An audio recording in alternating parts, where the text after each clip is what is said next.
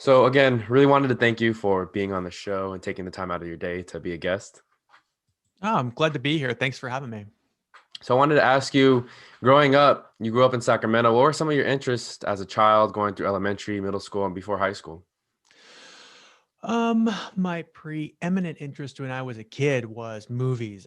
Really wanted to work in movies, and whether it's a filmmaker or a writer, something like that. I just was always really obsessed with that.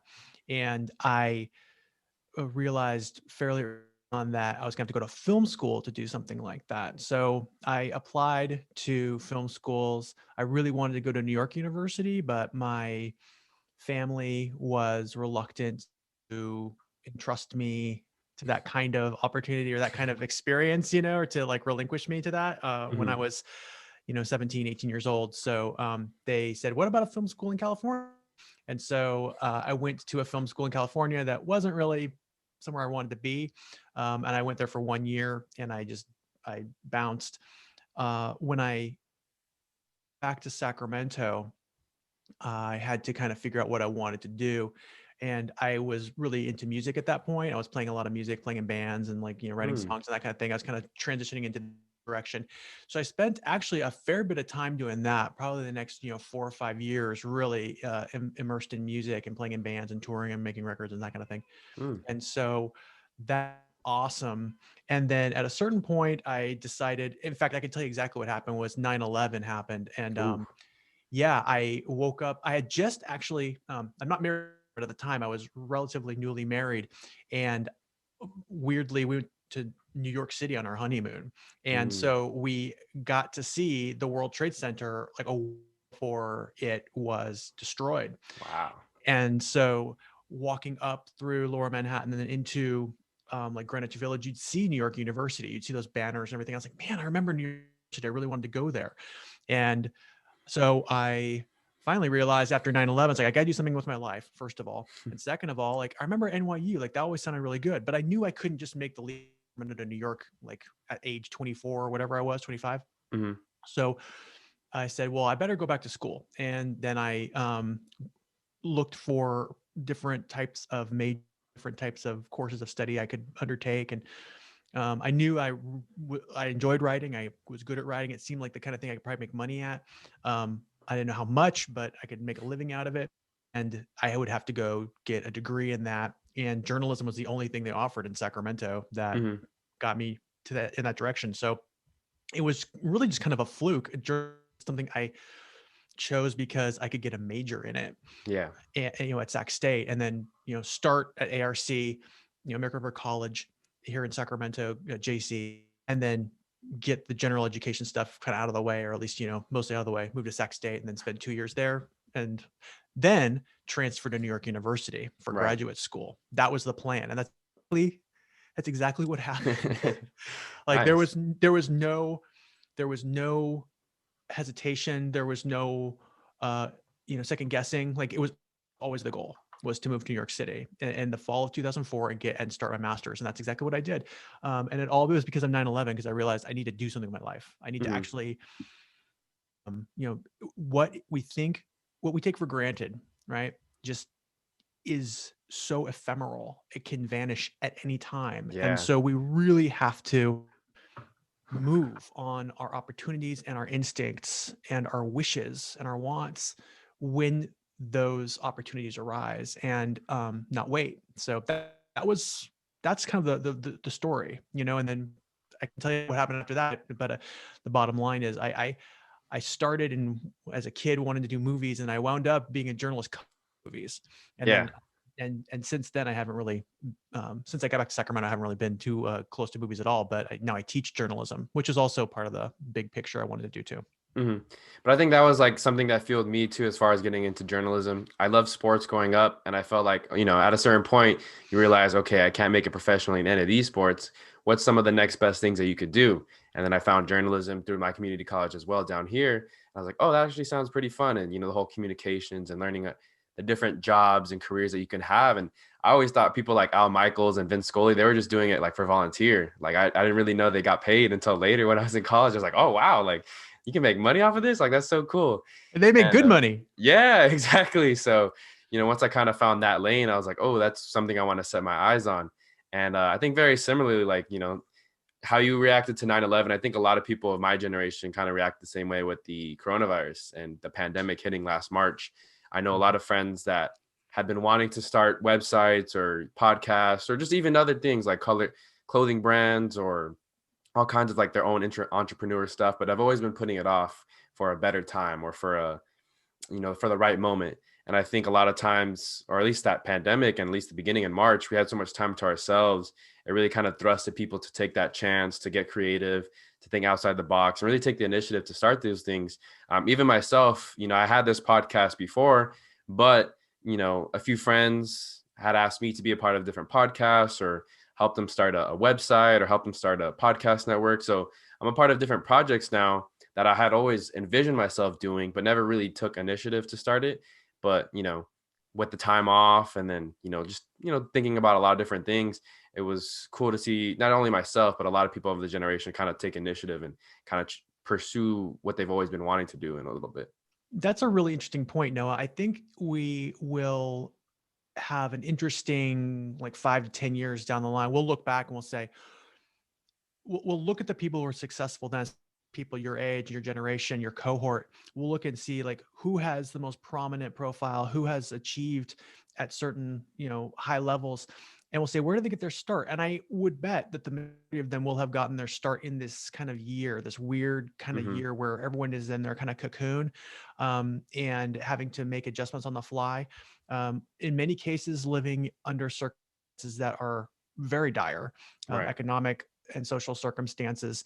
And so they're finding ways to not only survive just, day to day, but they're also finding ways to grow creatively. They're finding ways to be able to communicate with their communities, and make connections with their communities, remotely, virtually, and in some cases, person. Um, and so that is it's weird because the situation, this pandemic is unique to all of us, but Mm-hmm. that particular window of the pandemic and how it's actually influencing your cohort, like the next generation from me down, I'm like, I'm really interested just as someone who is interested in people and also just interested in culture and society. Like how is that going to play out? Mm-hmm. Going to play out, and that flintiness, that resiliency, that innovation, that sense of entrepreneurship and entrepreneurialism, whatever. How Mm-hmm. is that going to grow and influence the decade, 2 decades to come? How's it going to Right. influence my generation? Like, how am I going to look back and say, wow, look what Noah and his gang did. Like, how can I emulate something like that? It's all really unique. I can't wait to see how it all plays out. I Mm-hmm. wish, we didn't have to have Yeah. 406,000 people die. Yeah. Privilege of that, but by the Mm-hmm. same token, I know that, you know, we are a resilient species, Mm-hmm. and uh, what happens years to come will just be another, way of how humans hopefully creatively and constructively respond to crisis, and Mm-hmm. that is always, I think, a net positive. Mm-hmm. Well, speaking of the coronavirus and the pandemic and responding to these things, how did it affect your work as being the advisor for the State Hornet as well as being a professor on campus at Sacramento State? Well, it hasn't been good. I can't say I've loved it, but there is good and there's bad. Let me start with the challenges first, because I want to be very clear about the context when I say, it hasn't been good. Our students, speaking of resiliency, have just been unbelievably tough during this last year. Last spring we had to stop everything in the middle of the semester and move to online instruction.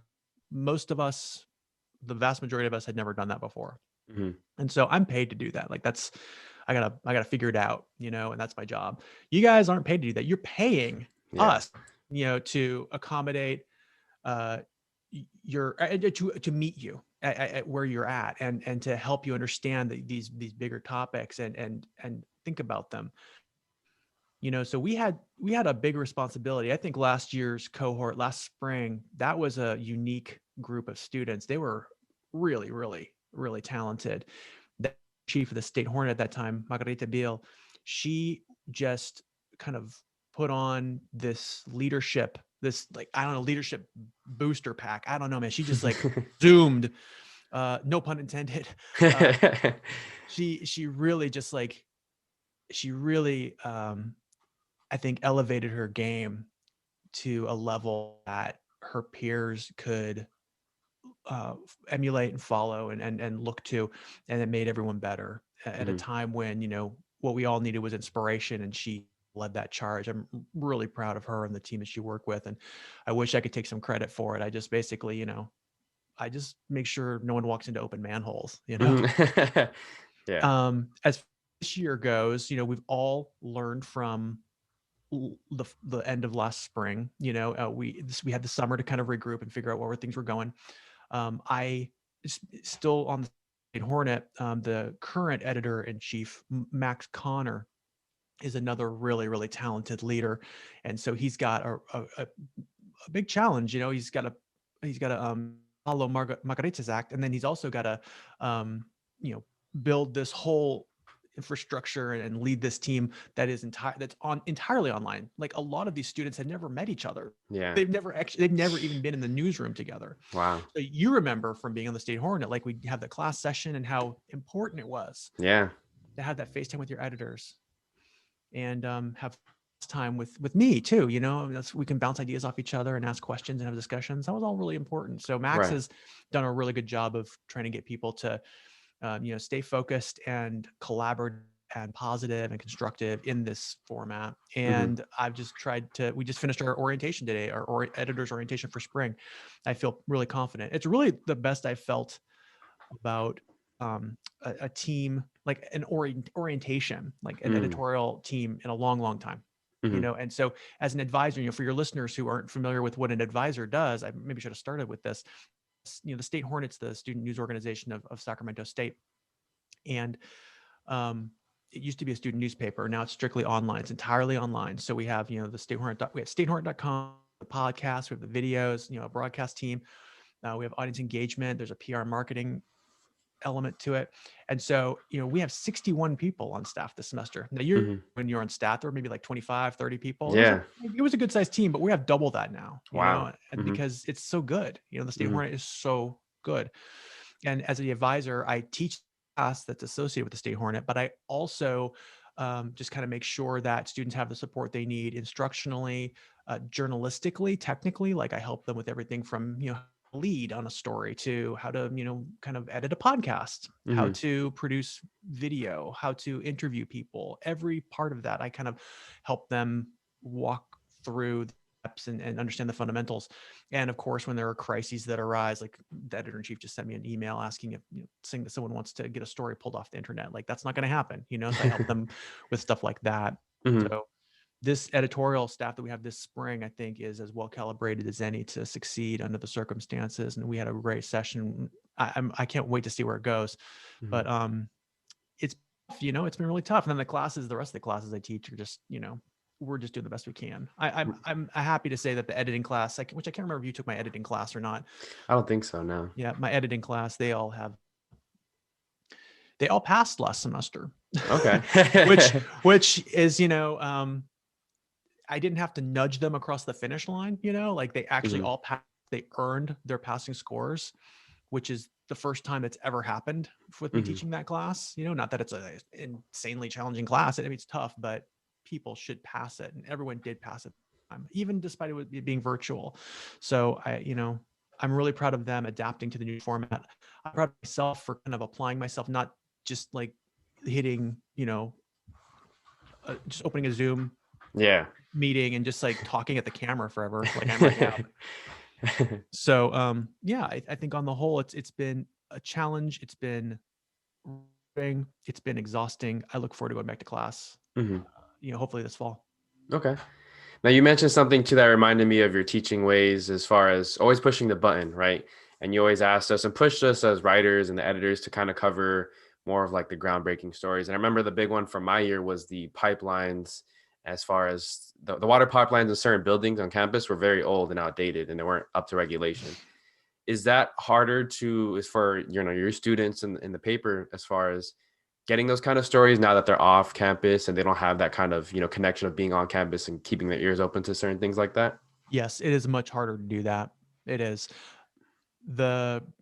There's a couple issues. First of all, when you're not on campus, you can't actually see what's happening on campus. So Hmm. you can't, like for example, fall 2018, no, fall 2019, fall 2019, a story where half of the elevator permits on campus were expired, Ooh.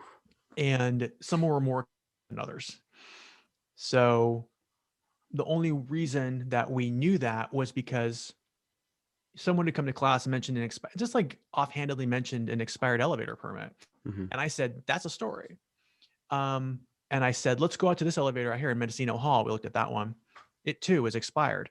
And so I said, tell you what, if one of you wants to like go hit every elevator on campus and just take a log of what's expired and what's not, I guarantee you'll find a story there. Hmm. And so one of the students took me up on it, and he's out there I mean, it wasn't even like 2 hours later, he posted on our Slack channel, Wow. here's my report. And yeah, it was something like half or 2/3 of the campus Wow. elevators were expired. Keep in mind, this isn't like Watergate, right? Like this isn't Yeah. a big deal. It's just, there's probably an explanation for that. But nevertheless, they are expired, and it indicated that there is a lack of accountability for something that needs to be attended to. And Right. that's what the State Hornet does. It holds people to account, and it makes sure that stuff gets done and people are safe. And they did that story. And I mean, immediately the permits, I guess some of them were already on file, they just hadn't been placed yet. Okay. The permits showed up. Hmm. That's a context where journalism got the job done. Now flash forward to the present day where you can't do that story. No one's on Yeah. campus. Like, you're not going to know if the elevators are expired. There's not even anyone in the elevators, right? Yeah. We can go back to water mains. We can go to asbestos in the ceiling tiles. I mean, there's all kinds of different things that happen on campus at any given day, that you have to hear at hand or kind of obliquely through the grapevine. Hmm. It's just not conducive to doing hard-hitting, consistent, sustainable journalism. By the same token, you don't have any excuse. I mean, the story, you still have to find stories. You still have to do the Right. job. And so the challenge has been to say, well, what would we do if we were on campus, and how can we kind of adapt or evolve that for the present circumstance? And mostly the students have done a good job. There's a lot of excuses about, oh, no one will return my emails, no one will return my calls. But I don't know about you, Noah, but actually you're okay with most of my students, like, they don't even know what email is, right? Like, they're Oh, on wow. text, they're good on Yeah. DM, all that stuff. They're not emailing each other. So when they say someone doesn't respond to an email, I'm like, well, you don't respond to emails either, So let's go to plan B. So that's been the thing, is really figuring out, like, what do they actually engage with? How do people engage in Hmm. COVID era? And where can we find stories in that zone? That's been the challenge. And it's been really interesting. It's had mixed results, but we're getting better. By the time it's over, we'll know how to do it, and then we'll have to come back to campus. So, you know what I'm saying? Yeah, of course. It's just as you're ready to adapt and find that new way. It's like, oh, well, sorry, you got to throw that out the window. Yeah, at least on the bright side, it's just another skill we'll have our toolkit, and we'll know how to do that. We'll know how to kind of assess and report stories out without immediate access or obvious access to the people or things, resources that we need. Hmm. Now, you mentioned something earlier too about the State Hornet going fully online. It's fully digital. There's no print. And I remember that was something that we had when I was on campus, and then you being a part of the State Hornet back when you're at Sacramento State. What were some of those emotions that you had when you had make that final decision to fully go online? I was thrilled. Hmm. Not gonna lie, I was over the moon, Hmm. for a few reasons. Now, just a little bit of background here. I am an alumnus of the State Hornet. I am an Right. alumnus of Sacramento State. I was on the State staff when I was a student. I spent 2 years. I cut my teeth at the State Hornet. Like, I mean, almost all of everything I know about reporting and journalism, I started at the State Hornet. Like, and I can't think of much that I've done beyond what I did at the State Hornet that I learned outside of that. Like, I Hmm. learned it all there. And so it was a newspaper at the time. There was a com affiliated with it. This is not like that early in the internet era. It's like 2003, 2004. Hmm. But I was so happy to not have to deal with the newspaper anymore. Back in the day, everything was on a 1 week cycle. The paper would come out once a week. And so we were all like thinking, okay, well, we have to do this 1 week cycle, and then when I got back to Sac State as a teacher, it was the same kind of thing. We had a side that's a little more built up, but people were like kind of on this, the thing with the newspaper is that you get stuck on this 1 week cycle that you don't cover the stuff happening in between, Wednesday or Thursday and Thursday. So students were just like overlooking stuff. They were ignoring things or thinking, oh, well, we want to hold that for the newspaper, and as opposed to publishing it online. Like, you guys don't even read newspapers. You share everything on media, you read everything online. There's all these different ways of storytelling that are, just broadcast, podcasts. There's all these modern ways of storytelling that were getting overlooked. So one of my missions, the advisor, when I first set foot on campus in that capacity, was to just, axe the newspaper, get rid of it. And I was not bashful at all, coy about that. I wanted people to know, like, this is something we need to do. So, it succeeded. Like, we were able to, it's a process I won't bore you or your listeners with, but the bottom line is we needed to make that change. We went through the process. It took 2 years. The students were on board with it. They all agreed it needed to be done as well. And, got it done. And so there was no bittersweetness at all. There were some alums who were unhappy about it. And I don't really I don't know what I can say about that other than, nostalgia is the same thing as wisdom, Right. We have to just kind of proceed. We have to go forward. And so we had a big send off for it. We had a big, final, that's my cat's tail, by the way. We had a final send off for May 4th, 2019, I guess it was. And it's hard to believe it was almost 2 years ago. It's crazy. Wow. Yeah, we had a big send off for it, a 1 year kind of 70th anniversary year. And then it was like, sayonara, and haven't looked back. Haven't looked back at all. And today, these days I do some conferences, and I do this session called "Why Are You Still Printing a Newspaper?" Cheeky, it's meant kind of provocatively, Yeah. but not in a way that's like judging people, but it's just like, ask yourself a serious question. And I'll be honest, Noah, people still just, newspaper just has to exist. Part of it's a revenue thing. Like, we got to make money with that newspaper ads, but that's not sustainable. And it's just insulting your audience by telling them this is a digital first product. But in reality, it's always going to be a print first product. As long as there's a newspaper, it's always print first. And that's not the way that our audience, a campus-based audience, 31,000 students who pay for this thing, that's not the way that's not the metabolism. That's not the media metabolism we have. So I'm glad it's gone. Also, that's the production time that goes into something like that, it's a waste of time, man. It really is. Just for our, I'm not, there are great print organizations out there. I understand why they're there. I sincerely do. But for our particular focus and our particular audience and we're trying to teach to make media in the 21st century, it was a waste of their time. And I'm really glad that they don't have to do it anymore. I bring that up though, because as like looking at the bigger picture though, I don't know how it is in Sacramento, but at least in Orange County, as far as like, you walk the streets and depending on where you are, there's a lot of those newspaper boxes, right? Where they used to be the OC Register, the OC Weekly, and a few other like local, the Spanish newspaper. And a lot of those are kind of abandoned and empty now. Sometimes every now and then I'll walk past one and I'll see them in there and I'll be like, oh my gosh, I got to take a picture of this. Like, you're so used to seeing them empty though. But I remember, I'm still from that. Well, I don't know if it's because I'm that age, but I still remember, my parents subscribed to the Orange County Register, which was a newspaper down here. And I remember, reading the sports section, like, religiously every day. And then eventually it became like we only got on Sundays. So I was just only reading it Sundays. And then eventually we got a computer by the time I was in high school. So, all that was gone. But I remember, checking the box stores, looking at the features on the, whatever it is, the Lakers, the Dodgers, the Galaxy, just to the different stories. And I guess it's a little bit of, like you said, nostalgic.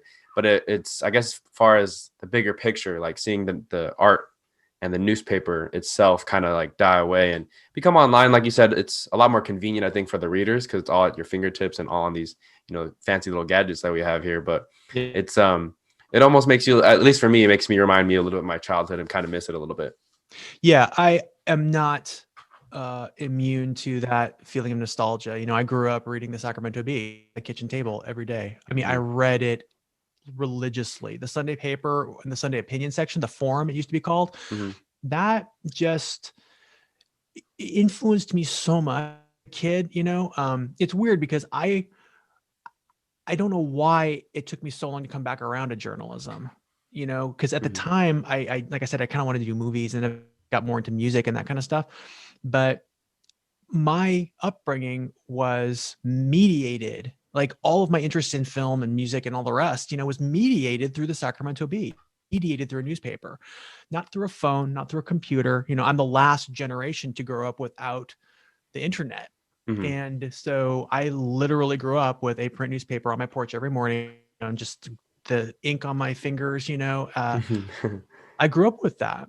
And but I also recognize that to the extent it means something as a media consumer, it has been replaced, functionally, it has been replaced Mhm. by electronic media. And so it doesn't mean it invalidates or devalues the print product. Like, it still has value, just not for the reasons or for the function that it used to. Mhm. So if you follow what I'm saying, it's just like it has a place, but that place is kind of proscribed. Like, it's limited, and Right. we need to look realistically at other media that we do actually use almost instinctively without even thinking about it. Our phones, Mhm. social media, obviously computers, desktop tablets, all that stuff. Um, Podcasts, like types of Yeah. media, all these different ways we get our information now, almost unthinkingly. But we still reactively think of print as this kind of, a relic, or I guess kind of a relic, but almost like an antique, like a, Mhm. like a, like a, just this kind of vintage, Yeah. object. Mhm. But really I think that's the extent to which I can actually apply value to it. I love picking up a magazine still. I really do. Yeah. But um, I recognize that it costs so much. It takes an incredible amount of resources to transfer like an actual print magazine from the place where it's printed to your mailbox or to a Mhm. newsstand. Like, the amount of gasoline Yeah. and labor that goes into the expense of all that. It's like there's better ways. So Mhm. and people get the same information, and the experience is different, but the end result's the same. People are enlightened, and you know, it's just it is how it is. Right.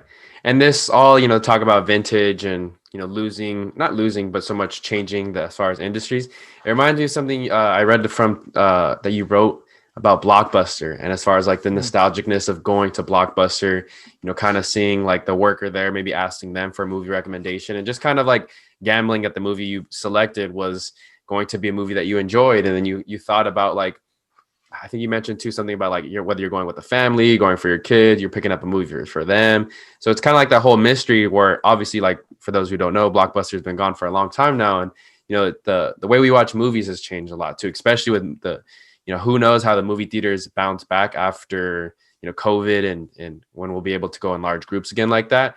But I went to a drive-in theater and I hadn't been to a drive-in theater in quite some time, Mm. at least 5+ years. So it's just interesting to see the way we watch movies even has shifted from something like Blockbuster to where we are now. Yeah, the Blockbuster article and that idea of a community gathering space where media are shared.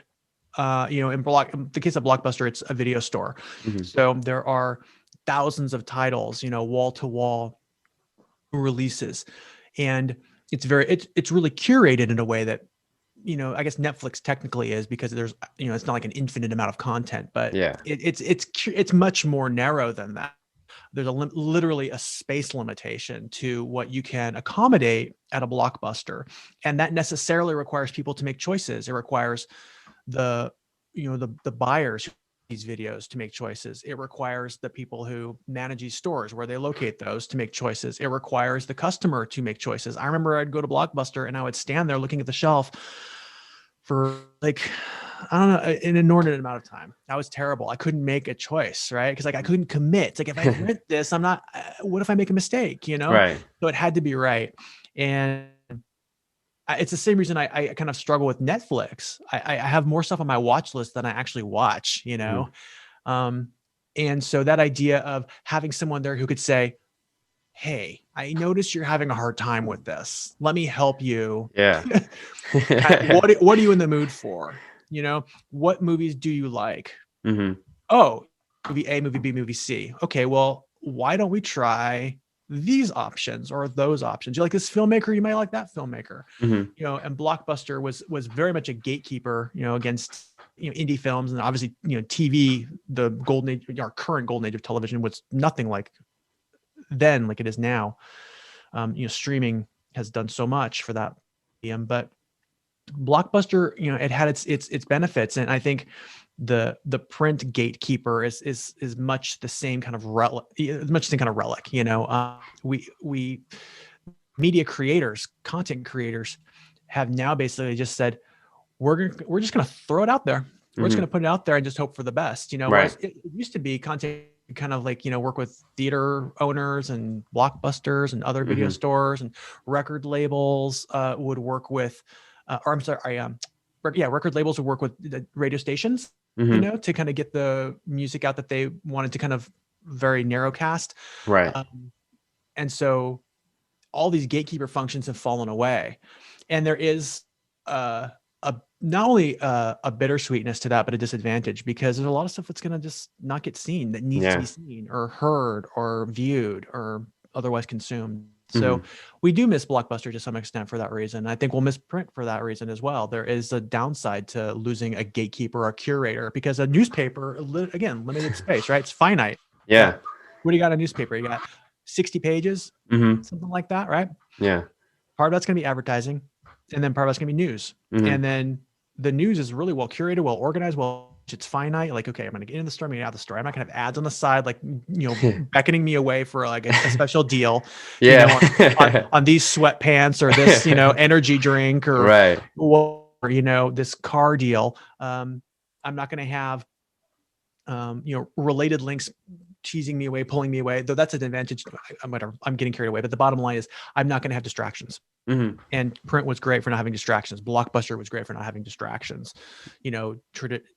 Traditional terrestrial radio is great for not having distractions. Right. Over the air television, et cetera, et cetera. I mean, yes, there are advertisements, but it's linear in ways that our streaming media are not, and that's messing up with our brains, I think, to some extent.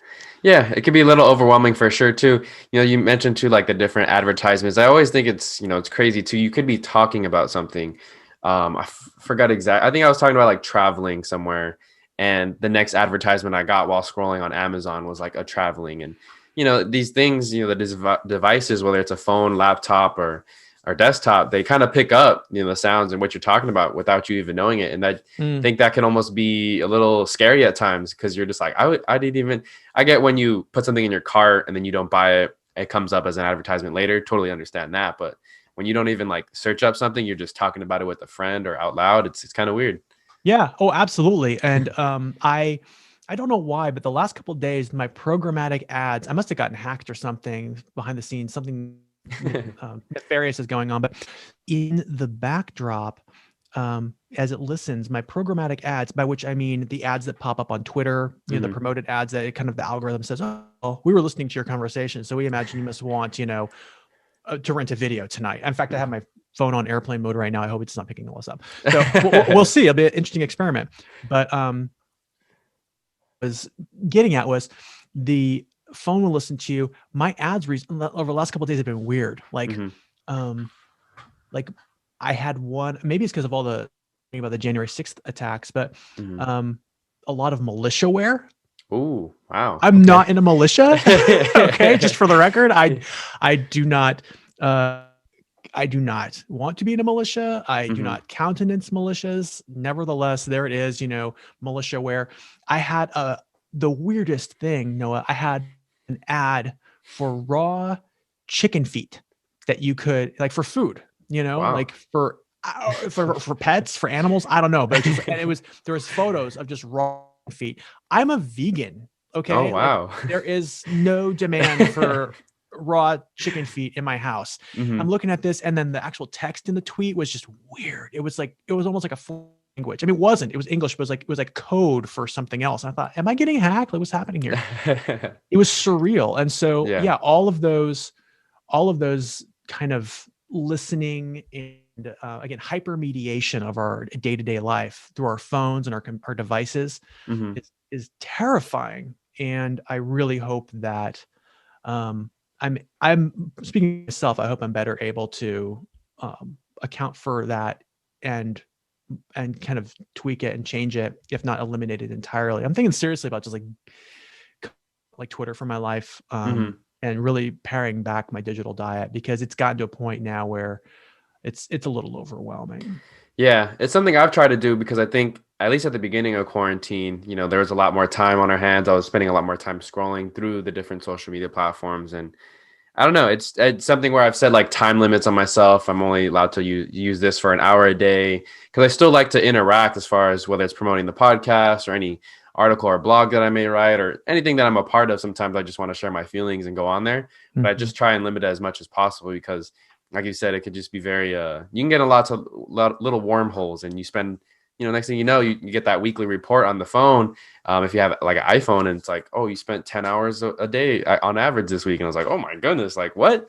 You know, so. It's awful. Yeah, it's really bad. And yeah, it's messing with our brains. Everyone knows this. Like, I'm not breaking any news here. It's just there's a point where you have to stop complaining about it and actually take action. And Mhm. so the reality is, I remember 2 years ago, I pitched an op-ed to a publication, and the title of "Abandon Social Media for Civilization's Mhm. Sake." Mhm. And I didn't even get a response. but looking back 2 years ago, I was right. I was Yeah. absolutely right. Like, we have seen like the decay and deterioration of civilization and civil society, Mhm. more immediately speaking, civil American society. We've also seen a lot of good things too. Like, I think a lot of the protests and the activism that happened summer was fueled in large part and in a good way by Right. social media. Mhm. By the same token, a lot of, if not all of, what we saw on January was also fueled by social media. Mhm. So it's just that, traditional classic double-edged sword. Mhm. And I'm like, well, I thought, well, what if I just use it less? Yeah. Everything in moderation. And I thought, well, that might be a good idea.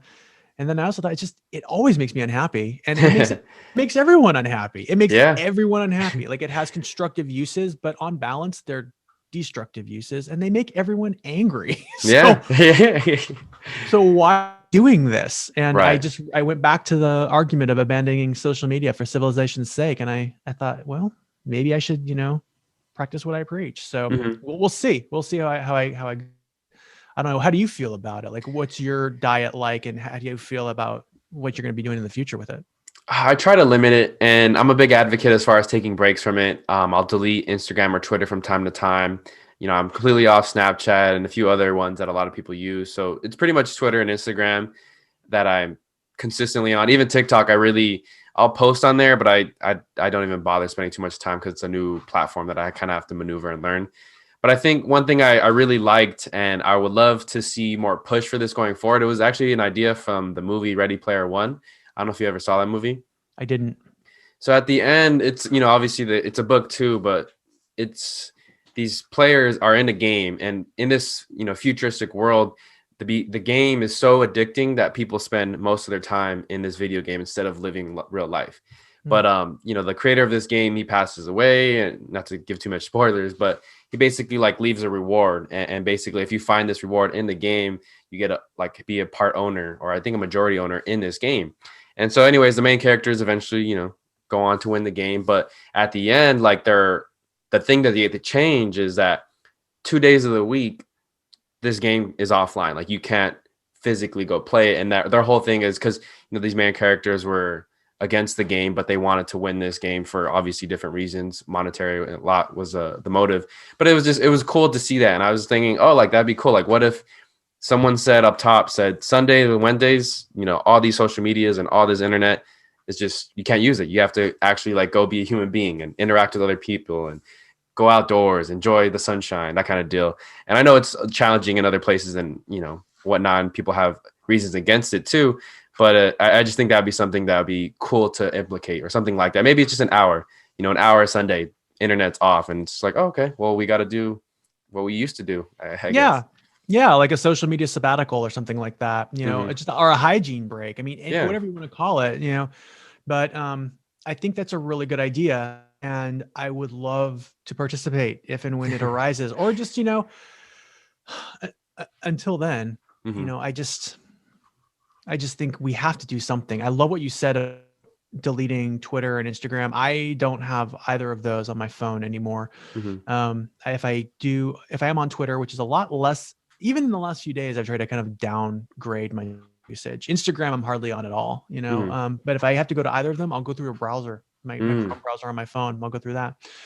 Yeah, Snapchat, TikTok. It's really weird because I advise a bunch of 20 and 21-year-olds, Yeah. and so it's important in my role as the advisor of a State Hornet, a student media organization, to actually be able to not only,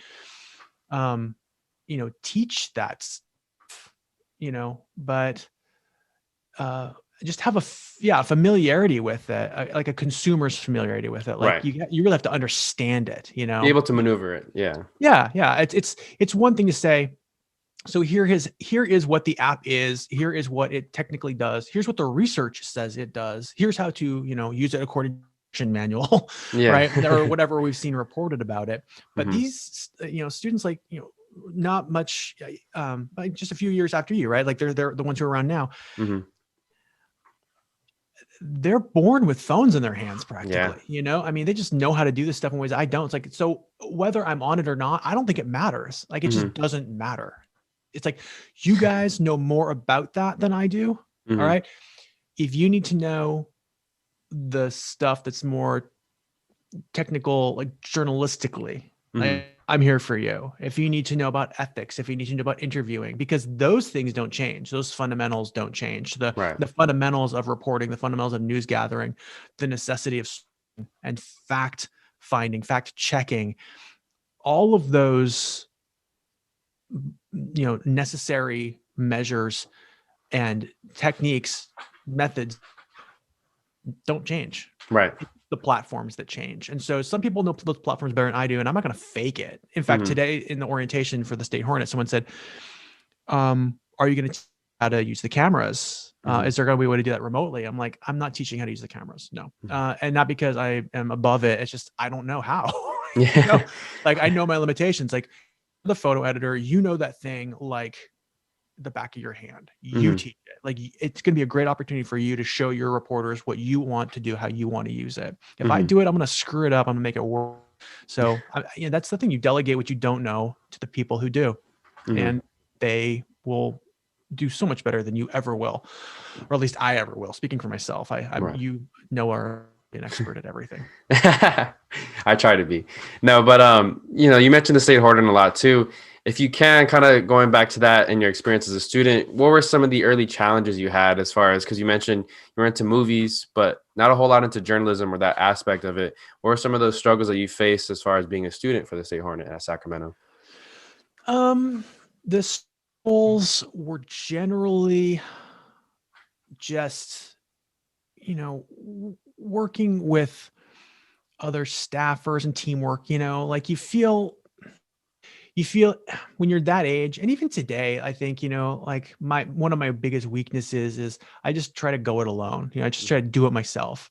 And that has its upsides, downsides. And I think that was a real learning opportunity for me, was that sometimes um, you don't know it all Hmm. and you have to, in fact, rarely do you know it all. And so you have to defer to the people who do. And there were times in that, like, for example, um, at the end of my junior year, I applied for the editor-in-chief role.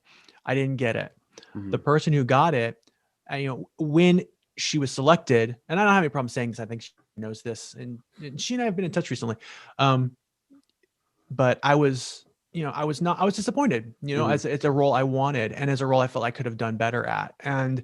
Um, and who knows whether I could have done better at it. It's counterfactual, right? All I know is I didn't want to abandon the State Hornet. It wasn't like I was going to take my ball and go home, but that was a Right. growth moment for me. That was honestly, that might've been like watershed. I haven't thought about it until you framed it this way just today, right now.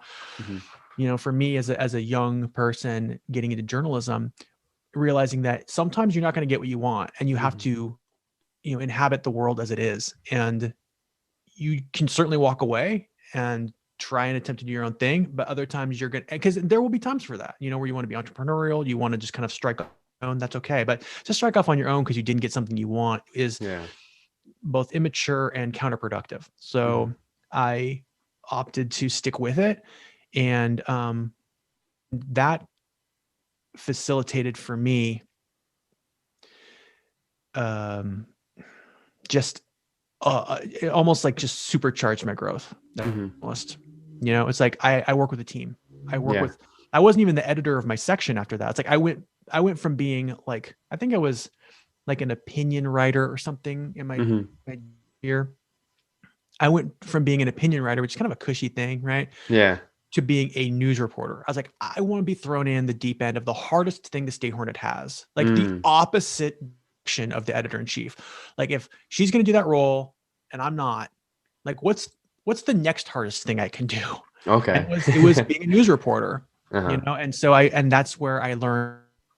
I'm so glad I did that. I'm so glad it happened. I had not thought of this until you framed it that way. So thank you for raising this, because I need to keep those things in mind. Mhm. Just how important it is sometimes to just take a step back, and sometimes the challenge you get is not the challenge you want, but it's a challenge you need. You know what I'm Right. saying? Right. So that was an instance where I think I learned that, maybe the first time I really learned that in my life, and I'm glad I did. Okay. And then after finishing up at Sacramento State, fast forwarding to your time at NYU, how did that, just from a lifestyle wise and the cultures from West Coast to East Coast, very different cities, very different cultures. How did that, what were some of the challenges as far as being on your own in a whole different part of the country? The challenge in NYU were, like I mentioned at the beginning of our conversation, I was married at the time, so I had a partner and we were in that together. And so I had a little bit of support there. That was really great. My family, of course, supported me too a little bit, but I was on my own, like financially. We were on our own, I should say, financially, and I paid for that myself. I undertook the actions myself. Like that was all me. Like really, when I came back from Southern California, my first time going to college, and when I quit that, I was kind of on my own from there. My family, of course, they supported me like emotionally and more, moral support. Yeah. Financially, I did it all myself. And NYU was like, oh my God, like that price tag. Like, do I really want to do that? But Yeah. that was the passion. That was my dream. Like I can say it. No one can take that away from me. I went to NYU. That's Hmm. what I always wanted. Getting there and surviving was always the goal. And so it was never a question of, will I be able to pull it off? It was never a question of uh, how long am I going to, like, okay, I'll give it just a couple of years for grad school and then I'll leave, just kind of dip my toe in and then jet. It wasn't like that at all. Hmm. It was like, this is home. Like, this is where I'm going to be, for the foreseeable future. I really want to make this work. And it just never was a question. Like I was just always going to do it, which is a phenomenal privilege to have. It's like, just because, a lot of people can't afford that. They're like, I'm just going to do the best I can. Like for me, I don't know what you call it. Vision, confidence, both, neither. I don't know. I had to do it. I had to get it done. There's no question it was going to happen. And so the challenges that come with, living in, were less reflective of, NYU. They were less reflective of anything industrial. It was more like, holy shit, it's 5 degrees. you know, this is the first time I've ever experienced this. Hmm. And that sucks. Not having a car, adjusting to the subway and public transportation, Right. logistical things really more than anything. And so I don't know if that's really the best answer to the question you're asking, but like that's when I think back, the most challenging stuff was just adapting to a different flow and a Hmm. different culture that just worked at a different speed. It was kind of getting up to that speed. Hmm. It's almost like kind of running next to a train. You want to jump on this train.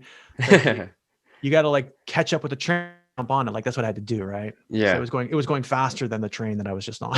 That's all. Nice. And then I read too that you were able to start, your own little publication as far as the movies while their time at NYU and do a lot of stuff afterwards. But I guess what really stood out to you now that you reflect back on it was a moment where it was like aha moment where like, oh, I could really do this. I'm really passionate about this and I can really do good at this. I was an intern at the New York Daily News in Mhm. 2005, and that was the first time I had the experience of receiving like press releases and interview requests, or I'm sorry, um, interview offers. So a Mm, publicist would send you say, "Hey, this filmmaker is available, for an hour. Do you want to talk to them for like 15 minutes or something like that?"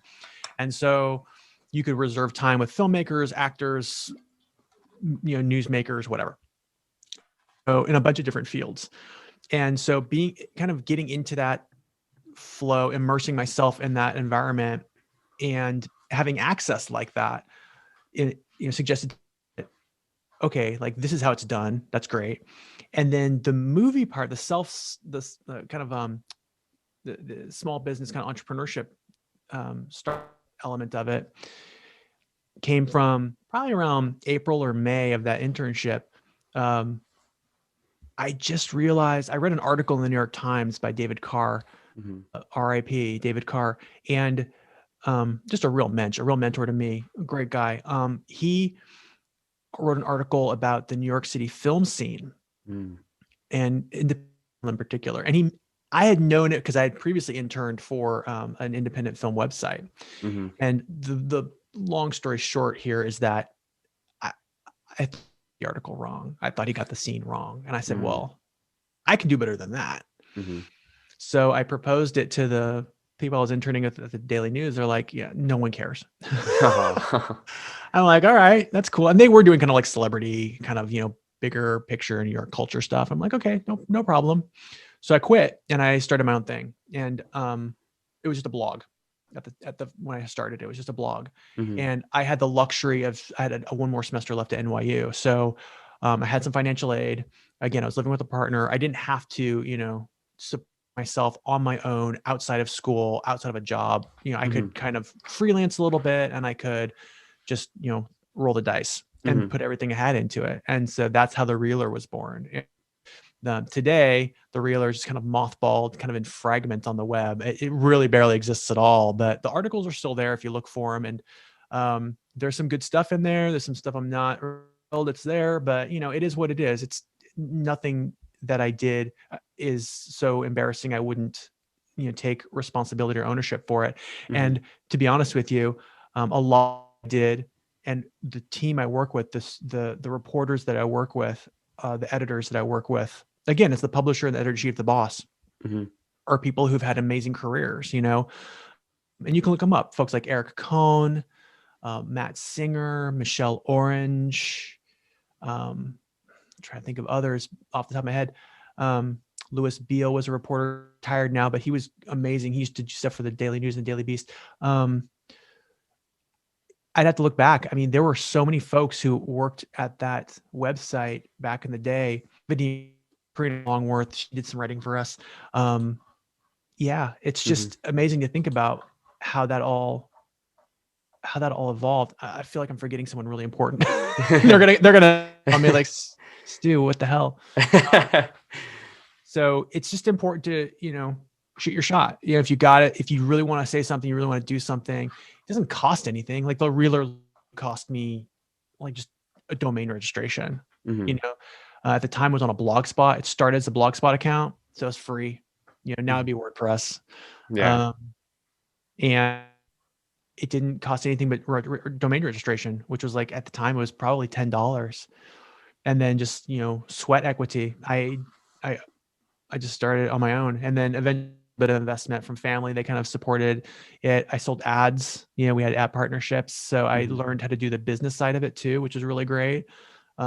It wasn't just an editorial, but also like a real business where we had revenue. It was mm, cool. It was cool. We were breaking even for a minute, and then the recession and kind of the downturn hit, and mhm. right into that buzz saw, and then I luckily got bailed out by Gawker Media, and I went to work for them.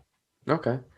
Nice. And that's one thing too I've noticed you were be able to write for the New York Magazine and a few other like different publications over there. But what Mhm. ultimately led you to the decision to move back to Sacramento after spending so much time in New York pursuing your dreams? When earlier I mentioned wanting to not having a timetable on my time in New York, it wasn't like going to grad school and like hitting the eject button, but more Yeah. like really thought was I want to stay in New York. Let me start over. My philosophy when I got to New York was leave before you hate it. Mm. And so it was a matter of getting everything I could out of living in New York, socially, professionally, and just personally.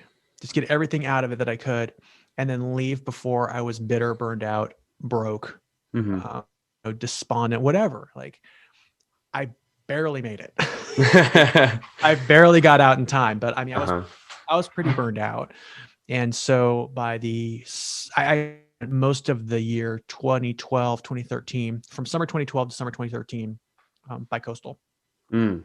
So I would go back and forth. I still had a place in New York, and I would sublease that out to a friend. It's really not to do. I mean, you do need money. You need some resources to get there. But once you get there and you can actually get into a place, that's really all you need. And then everything else just kind of follows from there. And once you get a place, you can sublease it. You can kind of go. So it's like it's not that hard to do. It just takes money, Hmm. And so I just kept my apartment back there for a year, and then I decided if you give up your apartment, then you're really serious about leaving. Yeah. That's your base, right? And so you don't want to Hmm. give that up. But I was like, I had to get out of there. So summer 2013, I realized this is too expensive. It's just too much of a psychic burden to carry anymore. So I just bailed, and I didn't think Sacramento was the natural place for me to return. My family's still here. Hmm. Got a good support system here. I wasn't in the best way at that time, so I was able to kind of solidify a bit in 2013. I had a job waiting for me at Sacktown Magazine. I applied for the senior editor role there, got that. Did some work for them for a couple of years, and then started teaching at Sac State, and then Sac State full time since 2015. So, Hmm. yeah, it was just the right time. Okay. As far as things you do remember and miss from the city of New York and your time there, what are some of those things that you do kind of reminisce on and think, man, I really miss that? Well, just the arts and culture and entertainment and that kind of stuff. I really miss being able to look at a listing of bands that are playing or movies that are playing, or public appearances from authors and Mm. um, all kinds of stuff. To be honest, I didn't capitalize nearly as much as I should have on city culture. Like I wasn't like a big theater goer or anything like that, but I valued it and I did participate and consume it when I could. Um, but I also, I have a lot of very dear friends still in New York City. Very, very Mhm. dear friends. I miss all of them, and I haven't seen them in years. So Mhm. it's we stay in touch. With some of them I stay in touch with others. I miss them very much. That was really the biggest cost of leaving New York was the social cost Mhm. for sure. But get I can go to San Francisco or even here in Sacramento. I can go see like a big band that's coming through, Right. and then I can always get a movie I want to see on Amazon Prime or wherever, But Yeah. when it comes to the live events and stuff like that, and that's all accessible still. Friends aren't, and that's something you can't take for granted, man. Hmm. You cannot take friends for granted. You can't take family for granted. You can't take those connections for granted. And so I hope to be able to go back to New York soon. The other thing I did not take advantage of, I wish I had. So this isn't really a direct answer to your question, but I wish I'd traveled more from New York, Mm. because you're right there. You can go anywhere in the world, Yeah. and I didn't do a lot of that, to be honest. So that was something I regret. But maybe another time. Yeah. And that's the one thing too. I've always wanted to visit New York. I think, most people who are born in the United States outside of New York always want to visit the city. But it's something that I remember while I was in college, I would make the trip, at least from winter breaks or summer breaks, from Southern California to Sacramento. And it's about a 6.5 hour drive if you stop once for gas and food, that kind of deal. But, you know, a 6-hour drive from New York could get you all the way down to Pennsylvania or maybe even Maryland. And you can basically, you know, cover 3, 4, or 5, maybe even 6 states, depending on where you're at in that same amount of distance. And I was like, oh, wow, like the East Coast is just, everything's very cluttered together. I remember while at Sacramento State, I met a person who was from Philadelphia, and they would talk about going to like New Jersey all the time. And I was like, man, like you would just go all the time. They're like, yeah, but it's like only an hour and a half away. And I was like, oh, like that, you know, that's kind of crazy, because to go to Arizona or any neighboring state, it's at least, depending on where you live, you know, even like Las Vegas is about 3.5 hours from Southern California. So it's kind of a trip to, as far as like the proximity of everything and how everything's so close together. And, you know, you mentioned it too, public transportation is a lot better out there. That's the whole thing. You know, I didn't have a car for a lot of that. I mean, I had a car, but it was parked. Long story, but I mean, I didn't have immediate access to a car. You don't need one. And the great thing about the East Coast is, you know, it's not all up and down the East Coast, but you can get places if you don't have a car. You can hop on Amtrak. You can get on a Bolt bus or whatever analog they have today, or whatever different buses they have. You can get on one of those buses from Port Authority or just one of the stops they have in the city, and be where you want to go in 3 hours, 4 hours. Like you can get to Washington, D.C. in like 3.5 hours or something like that. It was great. And it costs $20, Yeah. $40 round trip. It's like, you can't beat that.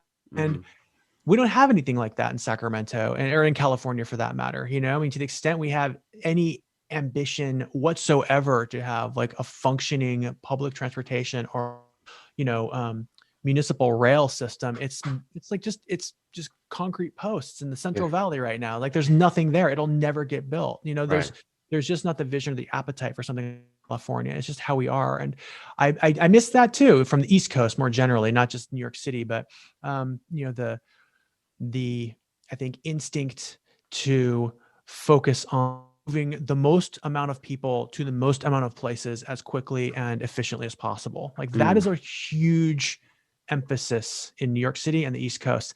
Out here, it's like you have there's one person in it. Sometimes it gets 10 miles a gallon. I mean, it's just not a priority, and it's kind of frustrating and certainly sad. I miss that to some extent too. And I was actually having an argument with someone about this the other day. They're saying California is so much better for, you know, for getting where you want to go. Because you can get in your car and just go somewhere. And I'm like, yeah, but I don't have a car. So what do I do? Right. And they're like, oh, well, maybe the East Coast is better for you. So anyway, I just, I miss that. It was fun living there. You know, it really was. I'm not necessarily, you know, Sacramento's not my last stop. Like I know there will be somewhere else. I'm just not sure where that will be yet, but I'm itching more and more to figure that out. You know, I'm less and less likely and less inclined to kind of settle here. I love where I live. I'm very lucky. I'm very fortunate. Very good job. Luckily, knock wood. You know, I have a 3-year contract. This is my 2nd year. After next year, who knows what'll happen? President Nelson will, you know, he'll say, Stu, can I you? He's like, Stu, come on in, shut the door. Oh man. Yeah. Okay, well, hopefully not. But okay, you know, what happens. And I do hope that you know, there are other adventures in the future. Because I really valued the transition back to Sacramento. I think my life really improved. And I think my life would improve from another transition. I would also say this to you and your listeners, you know, who's been in California their whole life, anyone who this is most of what you know, if not all of what you know, it's always worth getting a really sustained and in-depth look at life on the other coast. To say nothing of the rest of the country. Like I've been all over the United States, but the East Coast, I feel like people who live on the West Coast, who are from the West Coast originally, you need to spend a little bit of time on the East Coast. It's really important. And I think vice versa for the East Coast. People need to come out to the West Coast. We don't know how each other lives. We almost like forget each other. But when I listen to a lot of East Coast podcasts, for example, none of them ever mention California. I pitched an editor back there once. I said, you should do a California like show. There aren't any, really aren't that many good California shows, man, about California and California life, California politics, California culture. There's just nothing. And I thought, why doesn't someone start one? Like maybe I should do it. And they just Yeah, they're because they're East Coast. They're like, what's Yeah. California? That's what we'll Yeah. call it. We'll call it what is California? And we'll just talk to people about what they think California is. It'd be awesome. Yeah. That'd actually be really interesting. What is Um, California? Noah, let me ask you. You'll be the first. What is California? California.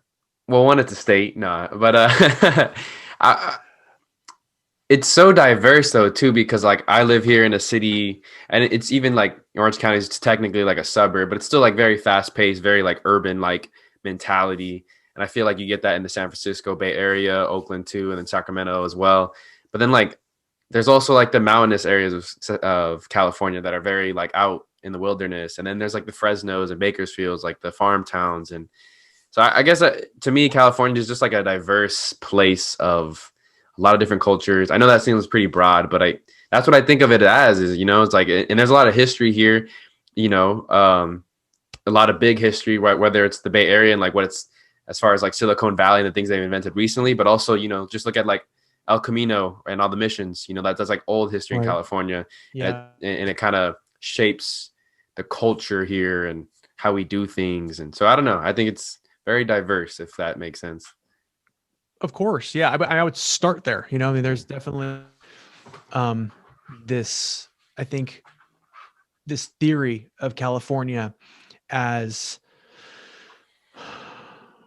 just kind of, people think of California as LA, Yeah. Yeah. generally speaking, and then San Francisco is kind of supplemental to that. Hmm. Or San Francisco, I'm sorry. Did I say San Francisco? Sacramento. San San Francisco Francisco. is supplemental to that.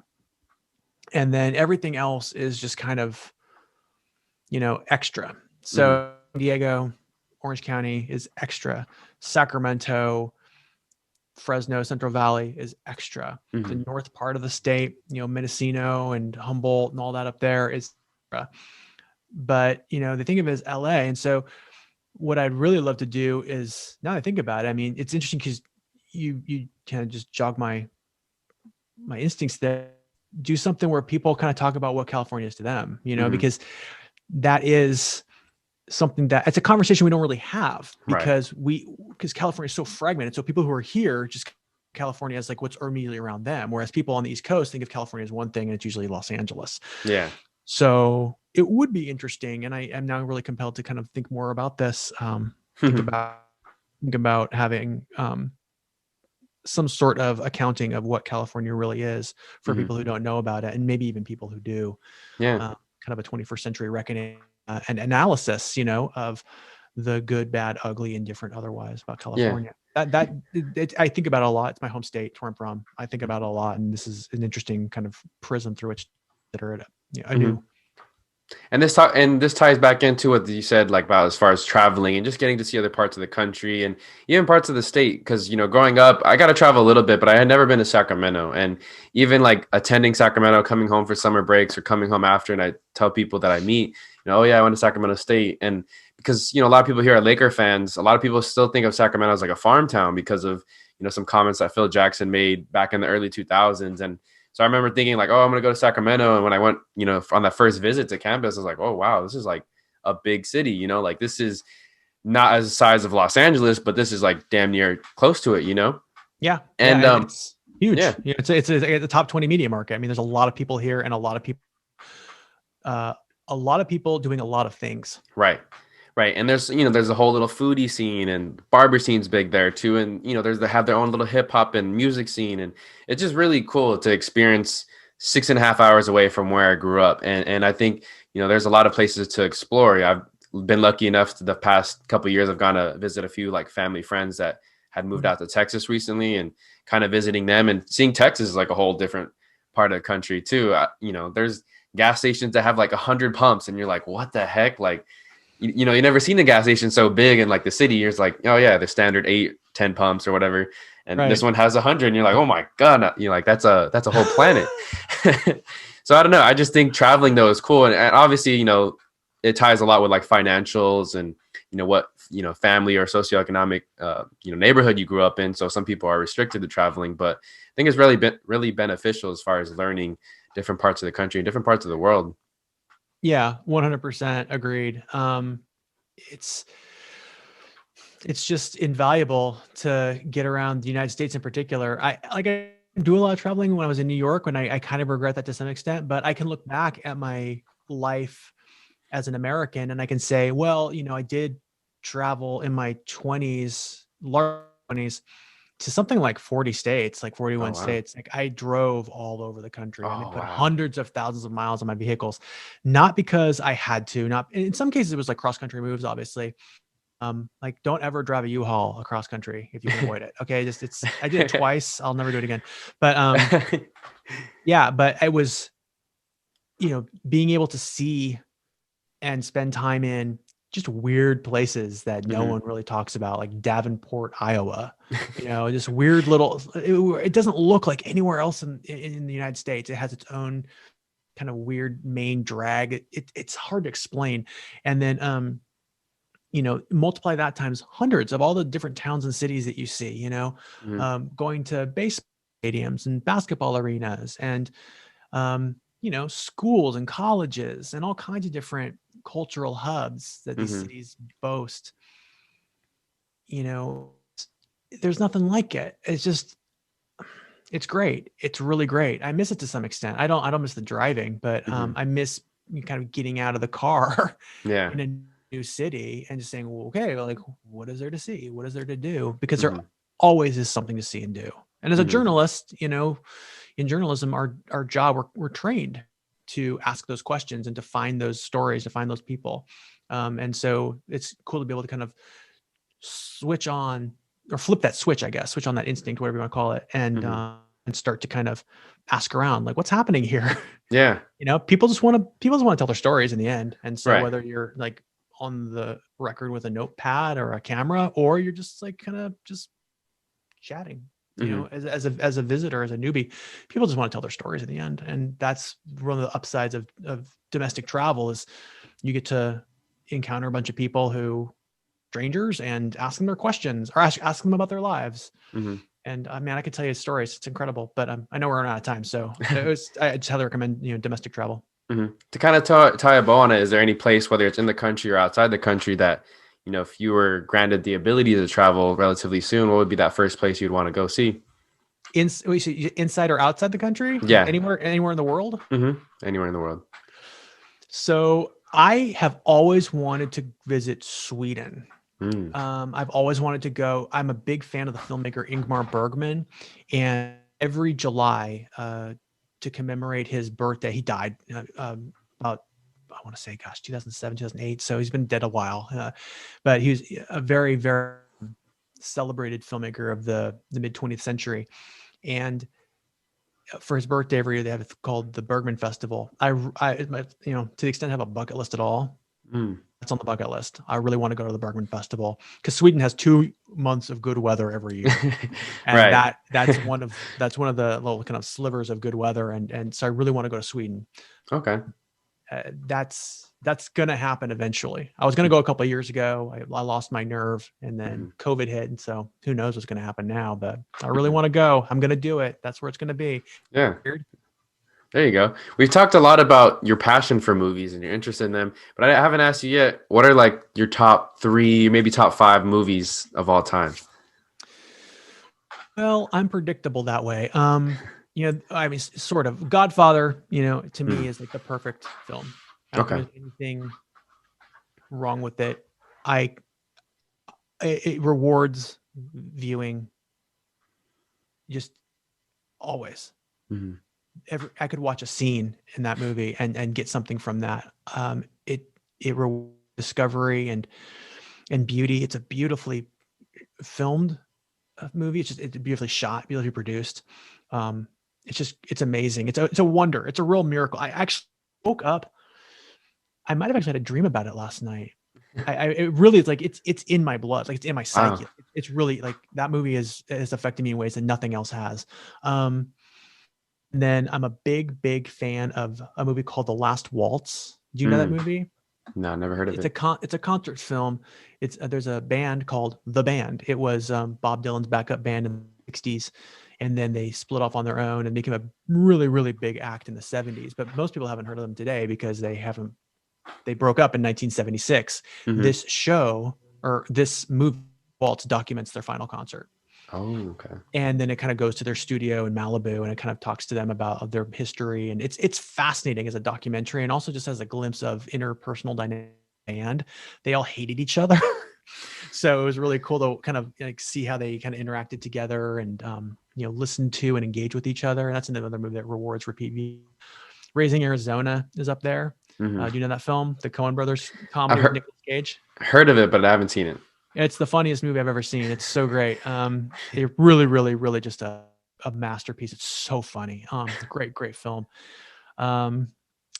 Notorious by Alfred Hitchcock. I love that movie with Cary Grant and Ingrid Bergman. And then as far as Bergman films go, like and the director, I'm a really big fan of Cries and Whispers from 1973, Scenes from a Marriage, 1975. Yeah, I could go on. They're just like, well, they're not all great, but they hold up. They hold up. Now, one thing too that I've noticed as far as like talking to like either my parents or uncles and aunts, they always talk about how like movies nowadays, they just lack a lot of creativity. Do you share some of those similar feelings? And like, why do you think the movie industry kind of shifted towards that? Yeah, I do share that feeling. And that's part of why I don't cover movies anymore, because I just find any value in most movies that I watch. That is, I know how that's, well, I'm not going to tell you what you think about how that sounds. How you think that sounds, but just let me finish and then I'll ask you. I find most films unwatchable. I think that they repeat themselves. They lack any individual voice. They lack any sort of perspective on real life and how people really live. There is this kind of socio-cultural narrative to most films and the film industry that I find repellent. It's alienating to me. It's not how people really live, or how they talk. And I think that there's this idea that the industry congratulates itself over and over and over again. I watched like part of Joker, which I found like, I was going to say I found it awful, but like, I didn't even find it awful. I just found it like so insulting. It's like, is this really what we're going to do now? Are we going to like, kind of probe the inner mind and the dark of the Joker origin story? It's like, do we have anything else we can spend our time on? Like, seriously, I know a lot of people love that. Joaquin Phoenix, great actor, but like, I just feel like there's got to be a better application of our time and bandwidth. There has to be, right? And if this is the way that American cinema and in 2021 or 19, whenever that was, it's going to go, and Marvel movies and Star Wars movies are going to kind of be the coin of the realm of, contemporary American cinema. Like, count me out, man. Yeah. So I know that sounds like that might sound, I don't know. How does it sound? Does that sound terrible? Does it sound like grumpy old man? Like, what do you think? No, because I've heard it so much, I've looked into it, or there's a lot of movies that are made now that I had no idea are remakes of something 20, 30 years ago. And obviously you mentioned Marvel and the Star Wars. Obviously those are like, movies that have been made in the past, but I'm trying to think of another movie that I saw recently where it was like a remake, but it wasn't like big at all, from the 90s. And they just got a different director and put a little bit more money to it. And it was like, oh yeah, this is our, interpretation of this, or we're going to improve upon this. And so I just feel like, yeah. And I would say I watch more TV than movies, but like, even with TV shows, like I'm not a really big fan of like the newer sitcoms or any of that, because a lot of the jokes are the same, or the settings, or like the environments, or just the situations and scenarios that they're in, the main characters are in. It's typically a lot of the same stuff. I typically like really struggle to find things to watch. People always recommend me things, but like I get 2 episodes in, I'm like, all right, I'm out. Like, like it's not for me. I'm the same way. I can't finish anything. The last show I watched, I definitely watch more TV than movies. I couldn't tell you the last movie I actually finished. I watch documentaries. I do documentaries, and so I will finish documentaries. But even those like are kind of few and far between. The last TV show I watched was The Queen's Gambit. Have you seen that? I've heard a lot of good things about it though. It's pretty good. It's pretty good. It sticks with you. But the last show that I really loved that I watched was called Halt and Catch Fire. Have you heard of that? Mm-mm. It's an AMC show. I want to say it premiered in 2013, 2014. I think they did like 4 seasons. Mm-hmm. And it's about the dawn of the personal computing era. It starts in Texas and it moves to California. And it's about this small group of people who kind of invent the PC and all the different things that they have to go through and the different ways they miss out on the revolution, the ways they kind of stimulate the revolution, the ways they influence the revolution in personal computing. It sounds weird, but it's fascinating. It was so, so, so good. Mm-hmm. And it really stuck with me and did not anticipate, because it's about passion. It's about having a dream and a vision and like going for what you want, and also the costs and consequences of going for what you want, the cost to your family, the cost to your emotions, yourself, your health, and just what it takes, the sacrifices. I love that show. It just, I loved it. And I kind of want to watch it again, except I just canceled Netflix. So I guess I'm not watching it anytime soon. But yeah.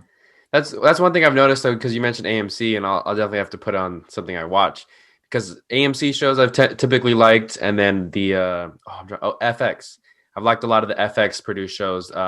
Recently, Snowfall. I want to say it started in 2016 or 17, but it takes place in the 80s in South Central Los Angeles, and it talks about basically how crack was introduced, but it has all different angles. It has like the kingpin, and he's running his gang here in Los Angeles, but it also talks about, and he's a black man in a black neighborhood, but also talks about the struggles with the Latinos in the community at the time, and the race relations during that. It also talked about too, like how the CIA's involvement with everything too going on during the Nicaraguan War. I thought that was really interesting too, because you don't see that in like every TV show. So I just thought the different angles that they brought into that was really fun, and I think they're on season 5 now, or 4. Either season 4 or season 5 are coming out this year. I'm really excited for it, but that's a show that I've really hooked onto. And then as far as movies, to go back to that, I guess I would say like that early 2010s was really, I noticed like the shift of like the movies and quality of movies, because I remember really liking Interstellar. Avatar was around that time, as well as, I'm trying to blank on another movie that I really took away. But I think like for most of the 2010s, though, like 2013 and on, there wasn't a whole lot of movies that like really stuck with me. I really like Parasite, but even Parasite is an international film, right, by Korean director. Yeah. And I just think like the movies I like now are typically like the small indie movies, or independent stuff that maybe necessarily don't make theaters, or they do make theaters, but they're relatively small and not a lot of people gain traction. But I like the originality that they have in it. Yeah, absolutely. And that's like that's the one space where you can play, is the independent cinema. That's where I spent, nearly 10 years of my early journalism career was spent in those movie theaters, in those festivals. Like I covered Sundance like 4 times. I mean, I met those people. I, watched their movies. I interviewed them.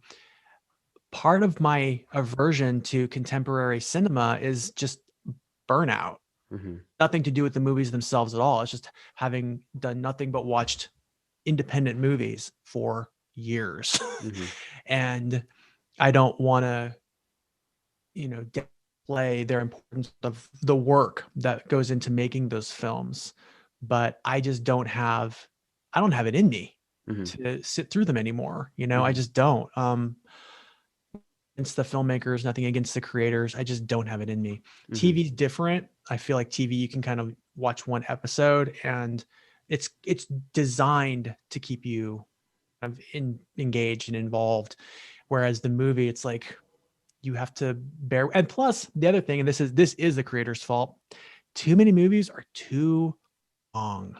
They're just, no one needs a 3-hour Marvel movie. It's not necessary. I'm sorry. That is like an objective fact. We don't need it. You know what I'm saying? All right. I barely need 90 minutes of an indie movie. Like I just burn out. I really, really burn out. So I don't know. I don't mean to be a downer about it. It's just me, it's just strictly me. I really have a lot of respect for, the people who put their hearts and souls in those movies. And I wish, and I remember like, I I really believed in it too. I watched a lot of those movies, and I really loved a lot of those movies. I still do, but I just found that I want to do other things, and I do a lot of reading now, and Mm-hmm. I'll watch those TV shows every now and then. But like I canceled Netflix the other day because it just sits there. I don't watch it, so off it goes. There you go. All right. Yeah. Well, as we wrap things up for the interview, before we do wrap things up, I like to ask these like fun, introspective questions to kind of help the audience to get to know you a little bit better. So the first one I'll ask is if you could talk to any person in history, dead or alive, or multiple people, who would you want to talk to? Ooh. I always default to Shakespeare because I just want to know if he actually wrote that shit. Can I actually say that? Can I swear? Yeah, you can swear. I just want to know if he actually wrote that there, because there is a lot of controversy about that in certain circles, and it's a really stupid controversy, but it has consequence for me as someone who appreciates Shakespeare, and I really just want to talk to the guy that wrote Macbeth. That's it. And then I think a more kind of, I think that would be good for my intellect. As far as good for like the soul, I think I would love to talk to Nelson Mandela. Mm-hmm. I've thought a lot about him in recent years, and I thought about, that guy went to prison for 27 years for an and I'm trying to think of anyone today, anyone who would go to prison for 27 days for an idea. Yeah. He spent 27 years in prison. And when he got out, he still had, at least a decade or half of solid public life, was able to make just immeasurable impact on the life of people in South Africa and Black people everywhere. And I think that as, someone who hopes I can be an ally to Black people I have a lot of questions for Nelson Mandela about like, what should we do? Yeah. Help. Right.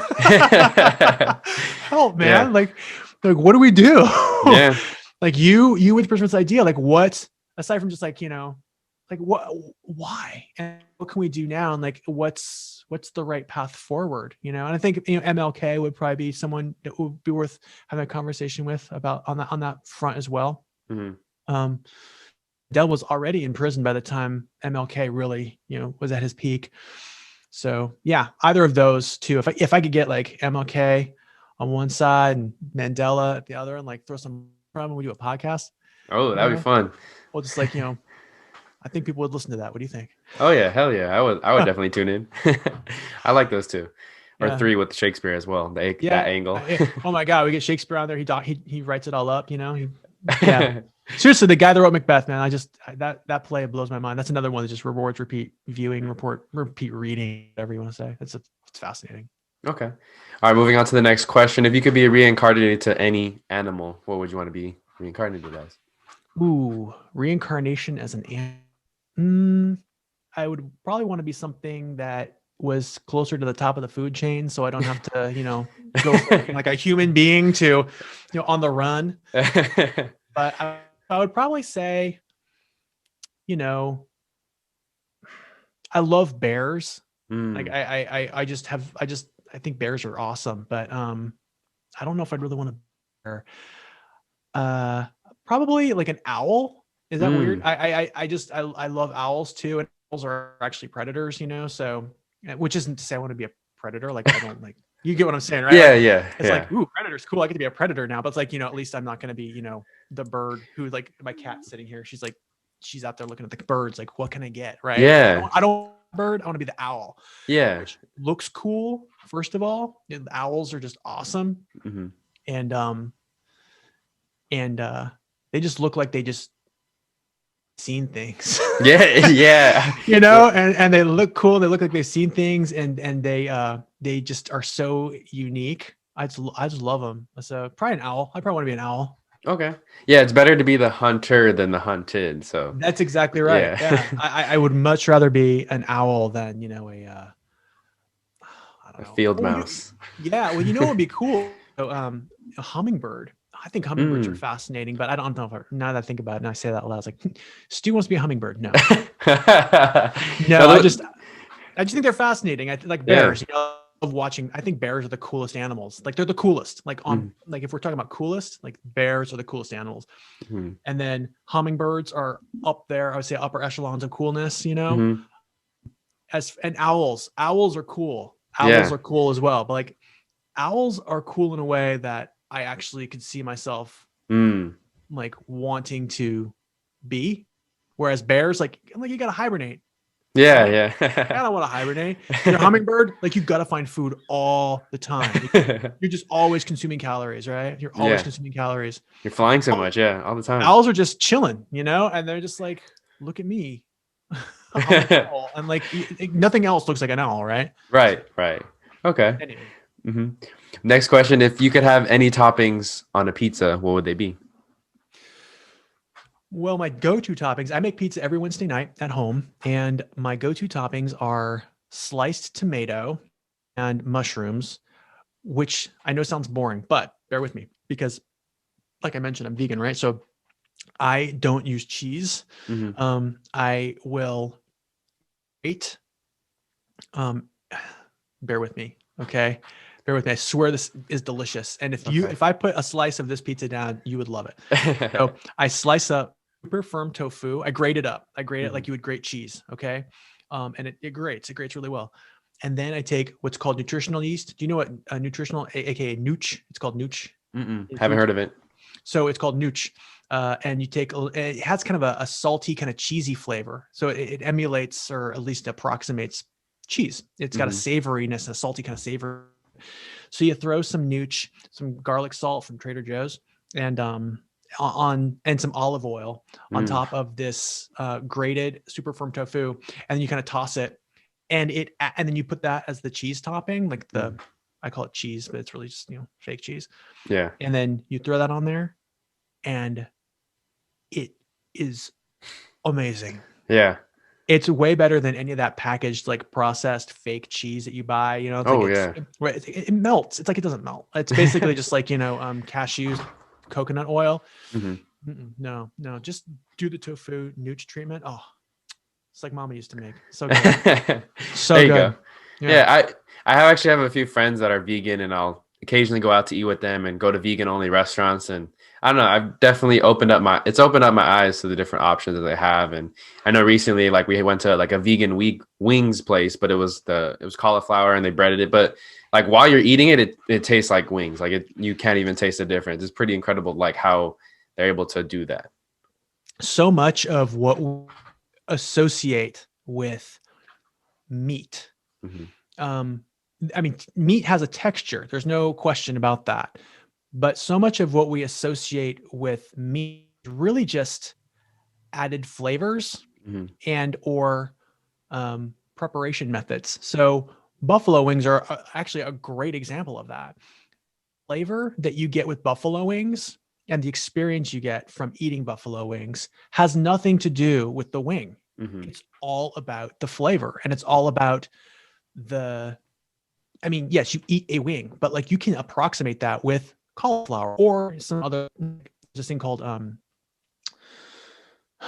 vital wheat gluten. It's all these weird names. We need to do better with that as vegans, but you can prepare that in a way that it emulates and comes pretty close to being the texture of chicken, or poultry anyway. Impossible burgers. Have you heard of this? Yes. Yeah. Yeah, Impossible Meats.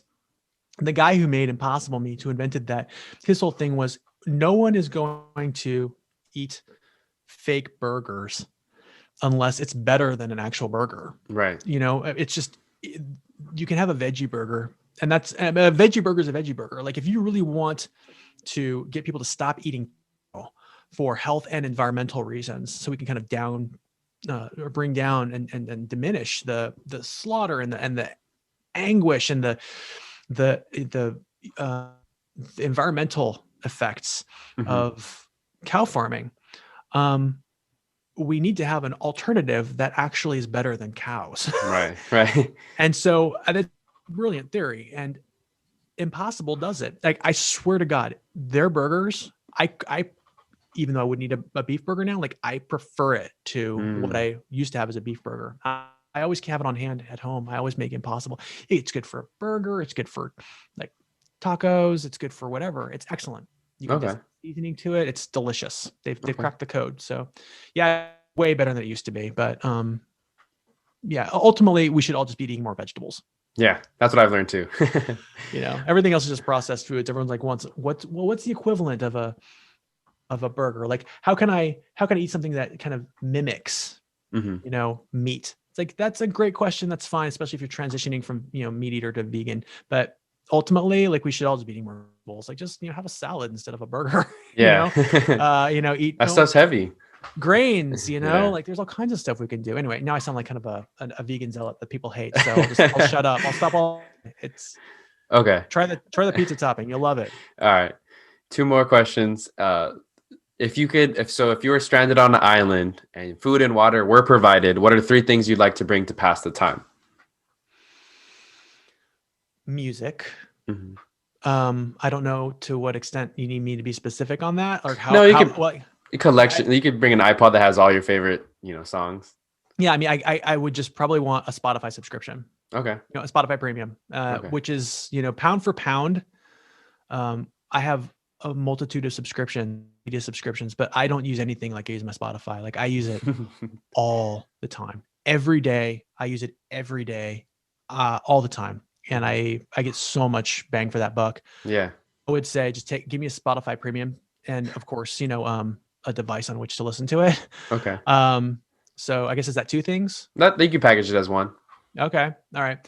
I guess I'd probably want on the device that, now I'm trying to kind of get more than I get away with, you know, kind of cross collaborating here. I would say on the device on which I Spotify, I'd want probably a library subscription, so I could just read, you know, ebooks. I wouldn't want to take like a whole stack of actual paper books. I like reading them. Come on. For convenience sake, like I just want to be able to download that shit. Yeah. And then what else? Can I take my cat? Yeah, you can take your cat. Okay. Yeah, I think I better take. I don't know who's going to take care of her. Okay. All right, sounds good. That's a solid 3. And then the last question, if you could give any advice to your younger self, what would it be? Listen. You got to listen. There's so many people I heard when I was growing up. I didn't listen. And there were mistakes, totally avoidable mistakes, that changed the course of my life because I didn't listen to people.